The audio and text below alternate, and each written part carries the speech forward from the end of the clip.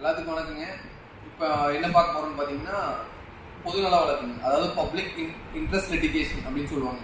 இந்த பொதுநல வழக்கு பார்த்தீங்கன்னா தனிநபரோ இல்லை ஒரு ஒரு நிறைய நபர்கள் சேர்ந்தோ பொதுநல வழக்கு போடலாங்க. இது எப்படி அச்சீவ் பண்ணுறதுன்னு பார்த்தீங்கன்னா ரிட் பெட்டிஷன் ஹைகோர்ட்டில் ஃபைல் பண்ணுறது மூலிமா மட்டும்தான் இந்த பொதுநல வழக்கு தொடரலாங்க.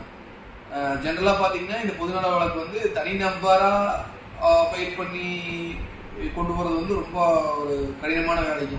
ஏன்னா சமுதாயம் சார்ந்த பிரச்சனைக்கு தான் இந்த பொதுநல வழக்கு தொடருவாங்க. ஒரு வருஷத்துல நிறைய பொதுநல வழக்கு வந்துட்டே இருக்குங்க. ஊர் சார்ந்து வாழ்வியல் சார்ந்து இந்த மாதிரி எல்லாம் ஒரு எப்படி சொல்றது பொதுநலம் சார்ந்து போற வழக்கு தான் பொதுநல வழக்குன்னே சொல்றோம். அதனால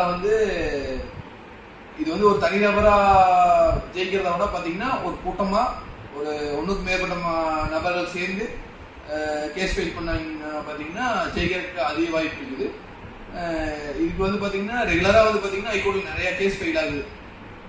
உங்களுக்கு ஏதாவது சோசியல் பிரச்சனை இல்லை பொதுநல வழக்கு தொடரும்னு சொன்னீங்கன்னா வழக்கறிஞர்கள் இருக்காங்க, அவங்களை அணுகி கட்டாயமாக நீங்கள் சமுதாயத்துக்கான வழக்கு தொடர்ந்து அதை ஆர்டராக வாங்கி நீங்கள் செயல்படுத்தலாம். நன்றி.